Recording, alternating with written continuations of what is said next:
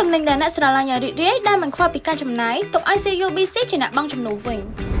ហើយលោកអ្នកអាចបង់ត្រឡប់មក CUBC នៅពេលក្រោយវិញបានយ៉ាងងាយស្រួលដែលមានរយៈពេលវែងរហូតដល់45ថ្ងៃតោះមកដឹងពីរបៀបប្រើប្រាស់ River វិញងាយៗដែលគ្មានកង្វល់គ្រាន់តែអនុវត្តតាម3ចំណុចខាងក្រោមនេះ 1. ថ្ងៃទិញតំណែងលោកអ្នកអាចទិញបានរាល់តំណែងដែលលោកអ្នកចង់ទិញជាមុនហើយ CUBC ជាអ្នកបង់ប្រាក់ចំនួនលោកអ្នក 2. ថ្ងៃចេញរបាយការណ៍ឥណទាននៅពេលដែលលោកអ្នកទិញតំណែងរួចរាល់រយៈពេល30ថ្ងៃក្រោយបង្កាន់ដៃនឹងលោតចូល CUBC M-Banking App លោកអ្នកអាចធ្វើការពិនិត្យបានគ្រប់ពេលវេលា 3. ថ្ងៃបង់ប្រាក់លោកអ្នកអាចជ្រើសរើសរបៀបបង់ប្រាក់បានសម្រាប់ការបង់ទៅវិញគ្រប់ចំនួនគឺពុំមានគិតថ្លៃការប្រាក់ឡើយនិងជម្រើសមួយទៀតលោកអ្នកអាចជ្រើសរើសបង់តាមដំណាក់កាល Minimum Payment ដែលគិតថ្លៃការប្រាក់បន្តិចបន្តួចតែប៉ុណ្ណោះ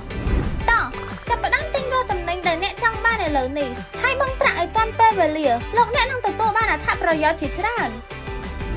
CUBC Credit Card ដៃគូដ៏ឆ្លាតវៃសម្រាប់ការចំណាយប្រចាំថ្ងៃរបស់អ្នក